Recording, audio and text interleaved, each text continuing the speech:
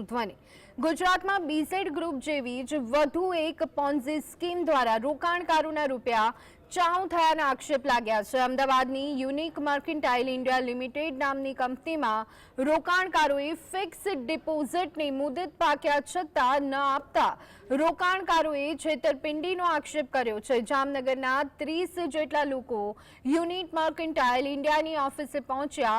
3 વર્ષથી fix deposit પાકી ગઈ હોવા છતાં રૂપિયા પરત ન આપતાની ફરિયાદ દાખલ થઈ છે। 6 વર્ષમાં રોકેલા પૈસા ડબલ કરી આપવાની લાલચની સાથે રોકાણ કરવામાં આવ્યું, પરંતુ મુદત પાકવા છતાં પણ રૂપિયા ન મળતા આજે ઓફિસે પહોંચી રજૂઆત કરવામાં આવી છે। વારંવાર અમદાવાદના ધક્કા ખાવા બાદ પણ માત્ર ને માત્ર આશ્વાસનો જ મળી રહ્યા હોવાનું રોકાણકારો કહેતા જોવા મળ્યા।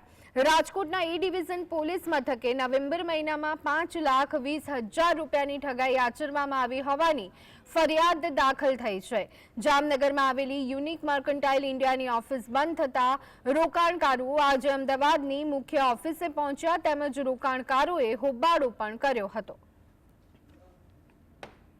ડિપોઝિટમાં 6 વર્ષે ડબલ થતા હતા અને એસઆઈપીમાં દર મહિને 1000 ભરો તો 6 વર્ષે 1,07,000 મળે એવી રીતે। પણ 4 વર્ષ 5 વર્ષથી બંધ છે ટોટલી। મારી 4 વર્ષથી મેચ્યોરિટી પાકી ગઈ છે પણ કોઈ આપતું જ નથી અને અહીંયા કેટલા ધક્કા ખાય છે। અમારા સિનિયરો કોઈ ફોન ઉપાડતા નથી, કોઈ જવાબ દેતા નથી, એટલે અમારે અહીંયા ધક્કા ખાવા પડે છે।